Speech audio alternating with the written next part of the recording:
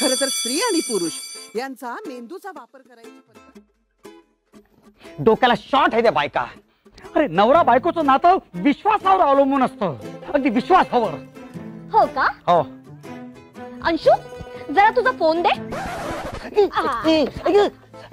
मला कसतरी होतंय. मी तर डॉक्टरकडे जाऊन येतो. डॉक्टरकडे कशाला? मी डॉक्टरला घरी बोलवते. नको, ऐक मी ऐक मी डॉक्टरकडे जाऊन येतो यार. डॉक्टरला बोलवते ना घरी. बघेल हा डॉक्टर. मी तर नागपूरहून इथे आले होते. अप्रतिम, कुठेही बोर झालेलं नाहीये. नाटक खरंच खूप जास्त छान होतं. खूप छान नाटक, ब्युटिफुली डिस्प्लेड. कुटुंबानी सहकुटुंबानी पाहावंच नाटक.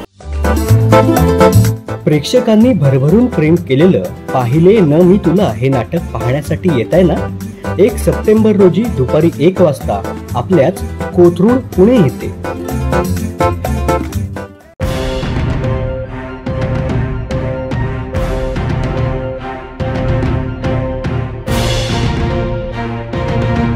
नमस्कार, मी सिद्धेश दिलीप शिगवण. न्यूज अनकटमध्ये तुम्हा सर्वांचं स्वागत करतोय. प्राईम टाइमला सुरुवात करण्याआधी एक नजर टाकूया बातमीपत्रातील काही महत्त्वाच्या हेडलाईन्सवर.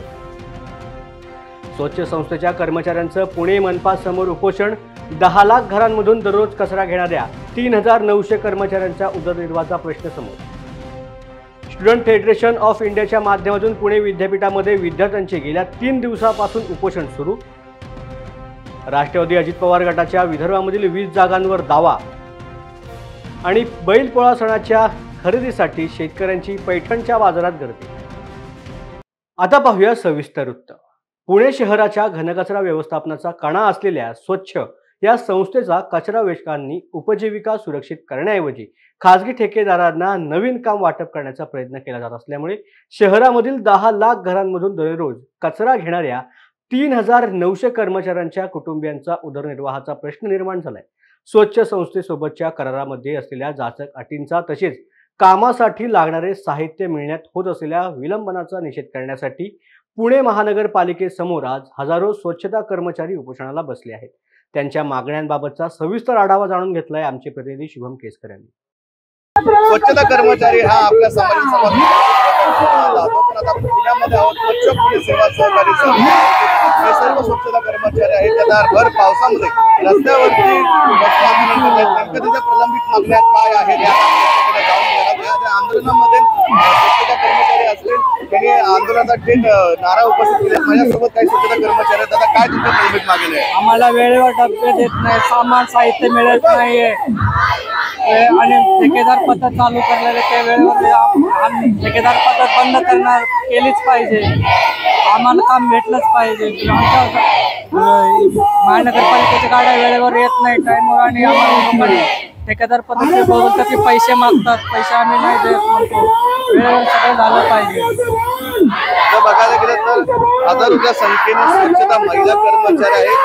काय सांगाल, काय मागण्या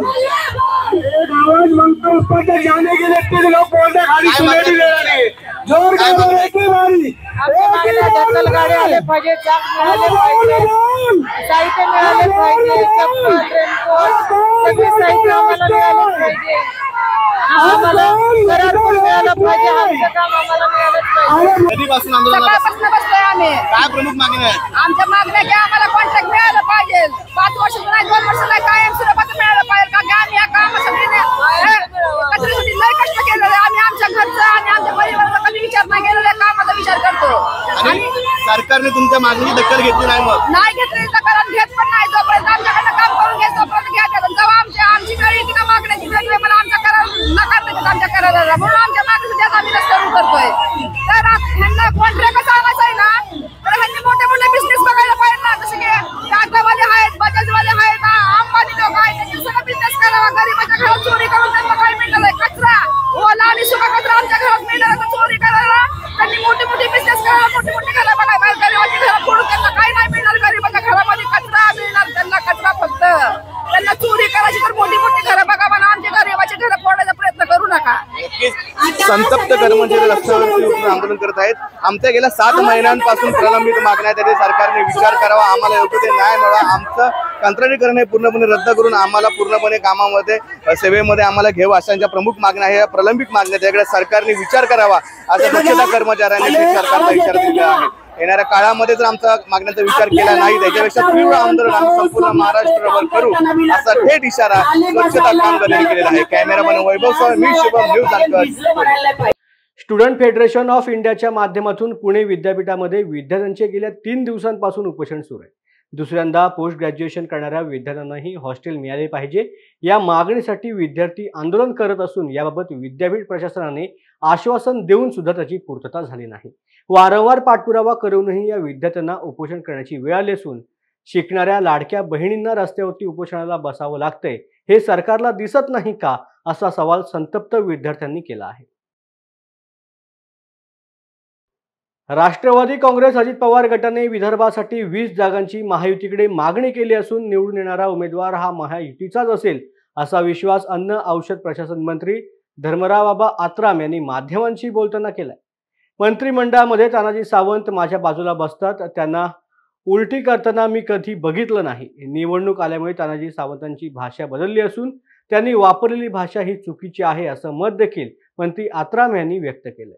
मागणी तेच आहे. मी मागे बोललो होतो की जवळजवळ आम्हाला 20 जागावर आम्ही मागणी करणार आहोत, परंतु जे काय जागेवर आपल्याला 100% निवडून येऊ शकतात असाच उमेदवार महायुतीच्या माध्यमातून बसून ठरवला जाईल आणि त्या दृष्टिकोनातून 100% येणारा उमेदवार तिथे देऊन आपला आघाडीला परस्त करायचा भूमिका आमचा राहणार आहे. शेतकरी नेते विक्रम ठाकरे यांच्या नेतृत्वामध्ये वरुड ते मोर्शी ट्रॅक्टर मोर्चा काढण्यात आला. सततच्या पावसामुळे अमरावती जिल्ह्यामधील संत्री मोसंबीची मोठी फळगळ होत असून त्यामुळे मोठं नुकसान देखील सहन करावं लागते. संत्रा उत्पादक शेतकऱ्यांना हेक्टरी 1 लाख रुपये मदत द्यावी. संत्रा गळतीने संत्रा उत्पादक शेतकऱ्यांचे 400 कोटींच्या वर नुकसान झाले, त्यामुळे नुकसानग्रस्त शेतकऱ्यांच्या नुकसान भरपाई त्यांना द्यावी अशी मागणी यावेळेला करण्यात आली. आपल्याला सगळ्यांना माहीत आहे की वरुड आणि मोर्शी भाग हा संत्रा उत्पादकाचा विदर्भाचा कॅलिफोर्निया म्हणून या ठिकाणी ओळखला जातो. मागच्या वर्षीसुद्धा जर आपण संत्र्याचा जर विचार करतो म्हटलं तर भावामुळे आणि बांगलादेशच्या आयात निर्यात धोरणामुळे या ठिकाणी कास्तकारांचं कंबरडं त्या ठिकाणी मोडलेलं होतं आणि यावर्षी मोठ्या ताकदीनं मोठ्या नव्या उन्मदीनं या ठिकाणी आमच्या भागातल्या कास्तकार बांधवांनी लोकांकडून पैसा व्याजानं आणून या ठिकाणी संत्रा चांगल्या प्रकारे पिकवला. पण जवळपास 1.5 ते 2 महिन्यापासून वरुड मोर्शी भागात सतत पाऊस असल्यामुळे पूर्ण बगीचा या ठिकाणी खाली आलेला आहे आणि त्यामुळे जो उत्पादनावर जो खर्च त्यांनी लावला तो सुद्धा निघणं या ठिकाणी अशक्य झालेलं आहे. आणि दुसरी मागणी आमची अशी आहे की या वरुड मोर्शी भागातले जे तूर, कापूस, सोयाबीन जे पिकं आहेत हे सुद्धा सततच्या पावसामुळे पूर्णपणे नष्ट झालेले आहेत. त्यांनासुद्धा आर्थिक मदत संत्र्यासाठी हेक्टरी निदान 1 लाख रुपये आणि या इतर पिकांसाठी हेक्टरी 50,000 रुपये मदत. आणि उन्हाळ्यात जे या ठिकाणी अतिवृष्टी झाली होती त्यामध्ये शासनाने काही मंडळं घेतली आणि काही मंडळं त्या ठिकाणी सोडलेले आहे. जे सुटलेले मंडळ आहे त्यांचासुद्धा त्या ठिकाणी समाविष्ट या ठिकाणी करावा या ठिकाणी म्हणून आम्ही या भव्य दिव्य वरुड मोर्शी भागातल्या कास्तकारांना सोबत घेऊन या ठिकाणी ट्रॅक्टर मोर्चा उपविभागीय कार्यालयावर काढलेला आहे. यवतमाळच्या जिल्हा परिषद कार्यालयासमोर बेरोजगार आदिवासी युवकांनी 28 ऑगस्ट पासून आंदोलन सुरू केलं असून शासनाने तात्काळ पेसा नोकरी भरती करावी अशी मागणी रेटून धरण्यात आली. सर्वोच्च न्यायालयाच्या निर्णयाच्या विपर्यास आणि चुकीचा अर्थ काढून राज्य शासनाने अनुसूचित क्षेत्रामधील आदिवासींची नोकर भरती प्रक्रिया थांबवली. तसेच आदिवासींची 12,500 पदं भरती प्रक्रिया सुद्धा पूर्ण केली नाही. त्यामुळे राज्यामधील 13 जिल्ह्यांमध्ये आदिवासी उमेदवारांवरती अन्याय झाला असून आदिवासी उमेदवारांची तात्काळ पेसा नोकरी भरती करावी तसेच 12,500 पदं भरती करण्यात यावी अशी मागणी डॉक्टर अरविंद कुळमेते यांनी केली असून प्रशासनामार्फत राज्य शासनाला निवेदन त्यांनी दिलं आहे. वेळ झाले बातमीपत्रात छोट्याशा विश्रांतीची. कुठे जाऊ नका, पाहत रहा न्यूज अनकट. ऐतिहासिक वारसा लाभलेला मराठ मुलूक महाराष्ट्र. या महाराष्ट्राला विविध रंगी छटा आहेत. साहित्य, कला, पर्यटन, नृत्य, भाषा, संत परंपरा अशा विविधतेने तो नटलेला आहे. हीच गौरवशाली विविधता जपत सुवरंग मराठी केवळ महाराष्ट्राच्या सांस्कृतिक संहितेपुरते मर्यादित न राहता समकालीन नवकल्पनांवर आधारित कार्यक्रमांद्वारे मराठी मनोरंजन विश्वात स्वतःची एक अनोखी जागा निर्माण करत आहेत.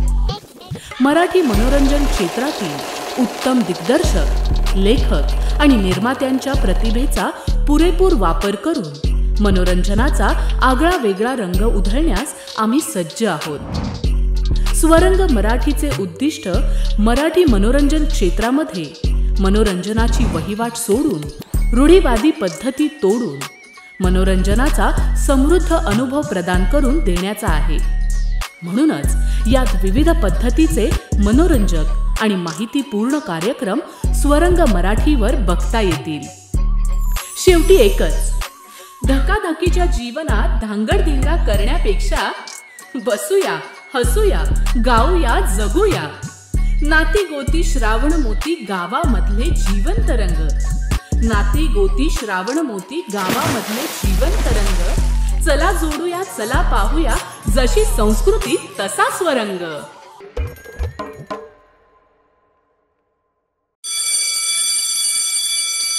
खरं तर स्त्री आणि पुरुष यांचा मेंदूचा वापर करायची पद्धत।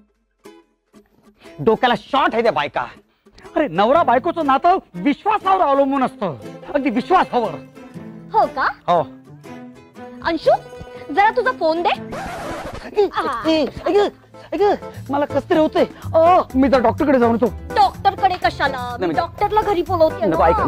ऐक, मी डॉक्टरकडे जाऊन येतो यार। डॉक्टरला बोलवते ना घरी, बघेल हा डॉक्टर। मी तर नागपूरहून इथे आले होते, अप्रतिम, कुठेही बोर झालेलं नाहीये। नाटक खरंच खूप जास्त छान होतं। खूप छान नाटक आहे, ब्युटिफुली डिस्प्लेड। कुटुंबानी सहकुटुंबानी पाहावंच नाटक। प्रेक्षकांनी भरभरून प्रेम केलेलं पाहिले न मी तुला हे नाटक पाहण्यासाठी येत आहे ना? 1 सप्टेंबर रोजी दुपारी 1 वाजता आपल्याच कोथरूड पुणे येथे। विश्रांतीनंतर पुन्हा एकदा स्वागत आहे। फलटण शहर भाजप आणि माऊली फाउंडेशनच्या वतीने प्रधानमंत्री सूर्यघर योजना राबवली जाणार असून या योजनेअंतर्गत पक्षाच्या वतीने काम मोफत केलं जाणार आहे। त्याचबरोबर प्रधानमंत्री सूर्य योजनेद्वारे अनेक फायदे असून त्याचा फायदा नागरिकांनी घ्यावा असं आवाहन देखील करण्यात आलं।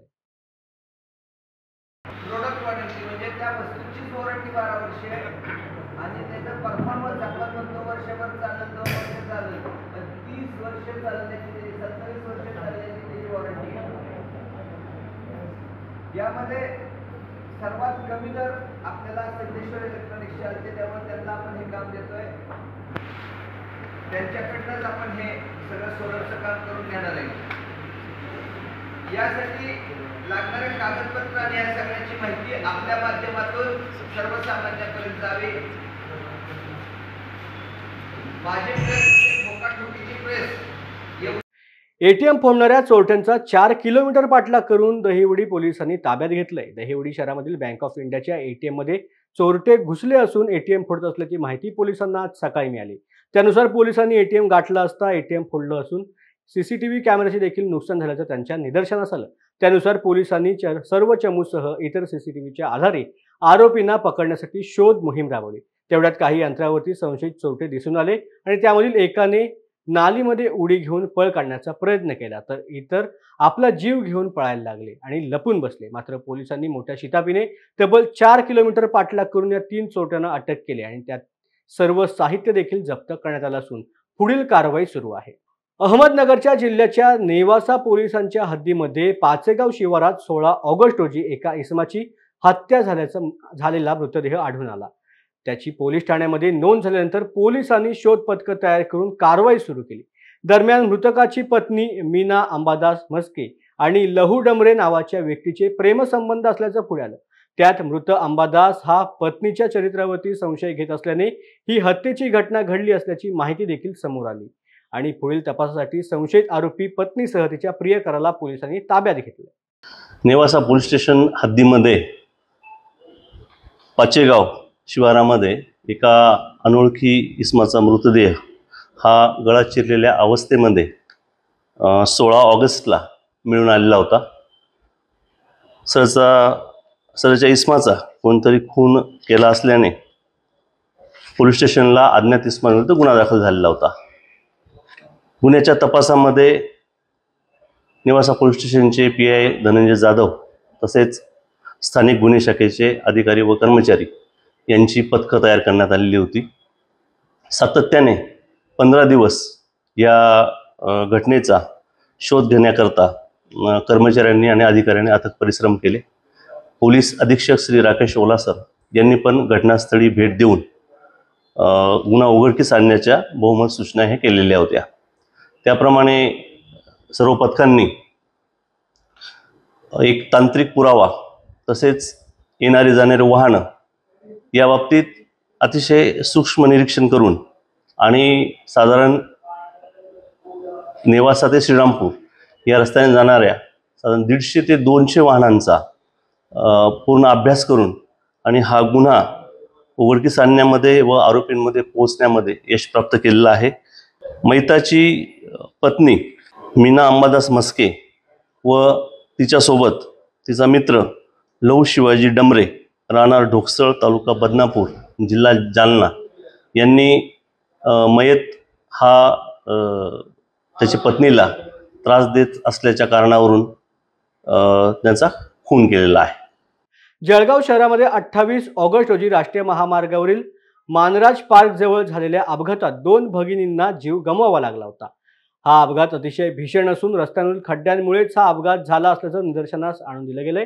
असं असतानाही सुरत जिल्हा प्रशासन आणि राष्ट्रीय महामार्ग प्राधिकरणास जाग येत नाही, म्हणून त्यांना जाग करण्यासाठी माजी उपमहापौर कुलभूषण पाटील यांनी आज खोटेनगर ते आकाशवाणी चौकापर्यंत पदयात्रा काढत जन आक्रोश मोर्चा काढला. दरम्यान 3 दिवसांमध्ये सर्व खड्ड्यांची दुरुस्ती न केल्यास महामार्ग खोदून वापरण्यास बंद करण्याचा इशारा देखील त्यांनी दिलेला आहे. 2014ला त्यांची महाराष्ट्राची पहिली टॅगलाईन होती, कुठे नेऊन ठेवला महाराष्ट्र माझा. आमची आत्ताची टॅगलाईन आहे, असा नेऊन ठेवला महाराष्ट्र आमचा. हा आमच्या आत्ताची टॅगलाईन आहे. जळगावचे पालकमंत्री, जळगावचे आमदार हे त्यांच्याच पाऊल ठेवणारे आहेत. खोटं बोल पण रेटून बोल हा यांचा धंदा आहे आणि त्यामुळे मतांचं राजकारण करण्यासाठी, वेळ मारून नेण्यासाठी ते काहीही करतात. आणि म्हणून महाराष्ट्रामध्ये 8 लाख कोटीचं कर्ज असताना सुद्धा ज्या पद्धतीच्या योजना तुमच्या आमच्यावरती लादतायत त्याच्यामध्ये आपल्याला लक्षात येत असेल की हे सगळं मतांचं राजकारण आहे. आणि म्हणून आमदार सुरेश भोळेंना आता पुन्हा एकदा नव्यानं काहीतरी खोट्या गोष्टी बाहेर काढाव्या लागतील आणि पुन्हा खोट्या घोषणा द्याव्या लागतील. पण जनता आता सुधारलेली आहे. सुरेश भोळेंचा सुद्धा हात का पाय मुडला होता आणि ते सुद्धा किती दिवस प्लास्टरमध्ये होते हे जनतेला माहिती आहे आणि ते गड्ड्यात पडले होते. आता म्हणावं तुम्ही जे खड्डे तयार केलेत, जनता त्याच खड्ड्यामध्ये तुम्हाला पाडल्याशिवाय राहणार नाही, हेही या निमित्तानं आम्ही सांगतो. वेळ झाले बातमीपत्रात छोट्याशा विश्रांतीची. कुठे जाऊ नका, पाहत राहा न्यूज अनकट.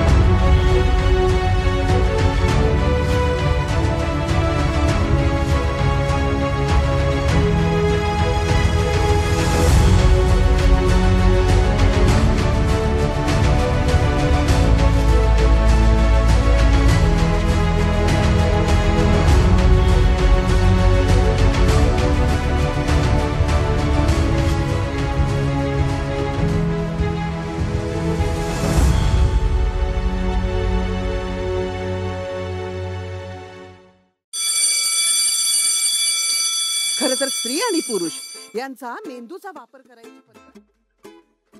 डोक्याला शॉट आहे त्या बायका. अरे नवरा बायकोचं नातं विश्वासावर अवलंबून असतं, अगदी विश्वासावर. हो का? हो. अंशू जरा तुझा फोन दे.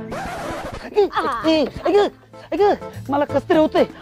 मी तर डॉक्टरकडे जाऊन येतो. डॉक्टरकडे कशाला? मी डॉक्टरला घरी बोलवते. नको, ऐक मी डॉक्टरकडे जाऊन येतो यार. डॉक्टरला बोलवते ना घरी, बघेल हा डॉक्टर.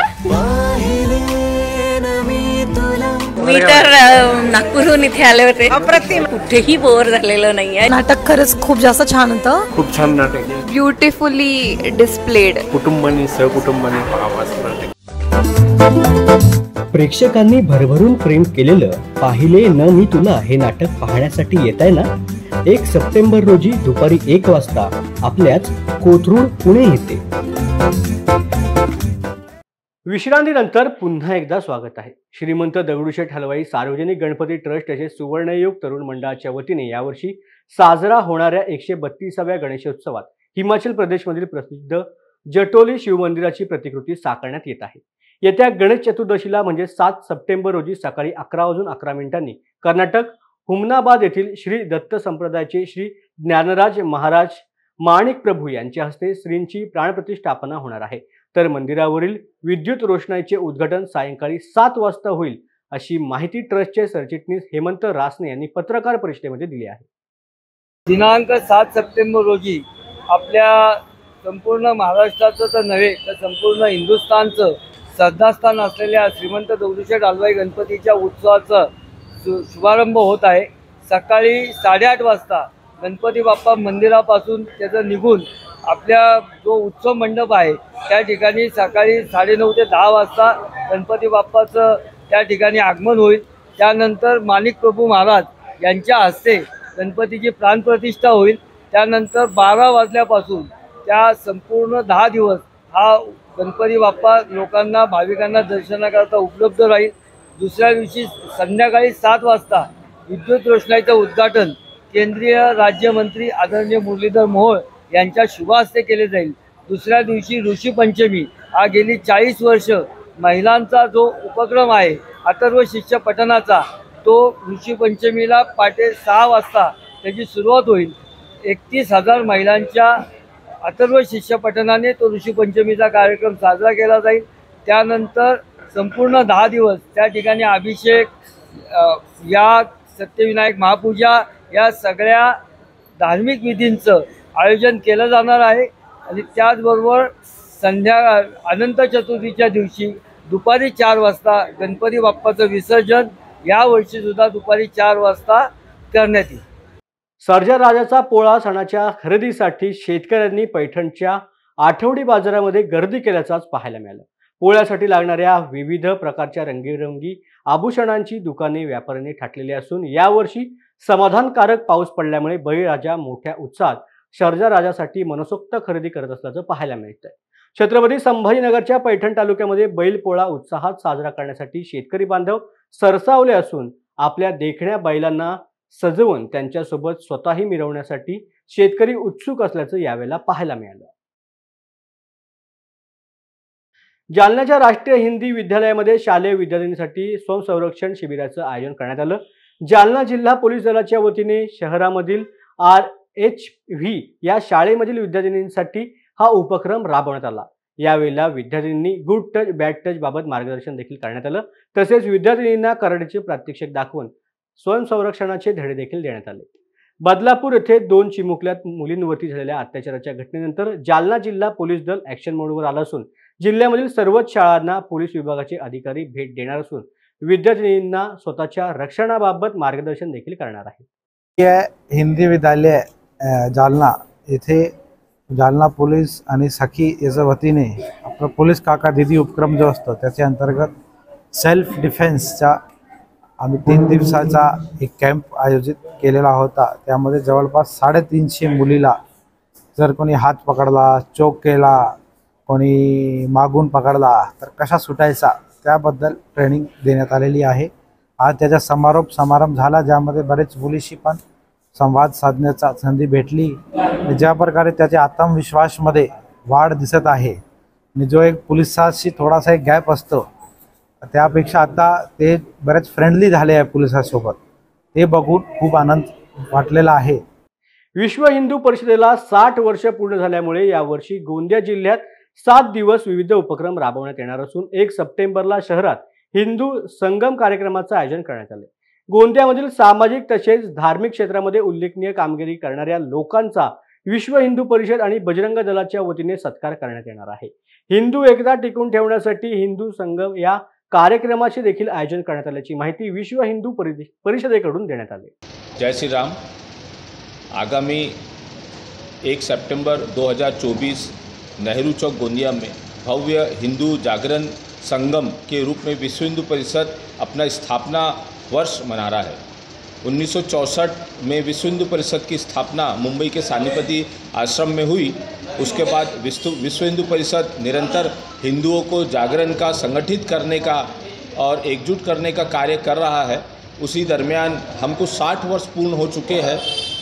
इसलिए यह स्थापना वर्ष के रूप में 1 सितंबर 2024 रविवार के दिन शाम 4 बजे नेहरू चौक गोंदिया में विश्व हिंदू परिषद सभी हिंदू समाज से आह्वान करता है कि उस दिन भव्य रूप से आप एक मंच में एक वसुधैव कुटुंबकम के माध्यम से सर्वधर्म सद्भाव के रूप में एक भव्य हमारे वक्ता श्री अमूल जी ठाकरे पधार रहे हैं, जो नागपुर महानगर पालिका के महामंत्री हैं, जिनका वक्तव्य 1 सितंबर को नेहरू चौक में रखा गया है और वह सम्मेलन का नाम हिंदू संगम के रूप में कार्यक्रम कर रहे हैं। मैं इस माध्यम से सर्व हिंदू समाज से अनुरोध करूंगा कि उस कार्यक्रम में सह परिवार इष्ट मित्रों सहित सर्वधर्म समाज के रूप में उस कार्यक्रम में ज़्यादा से ज़्यादा संख्या में आए और कार्यक्रम को सफल बनाने में सहयोग प्रदान करें।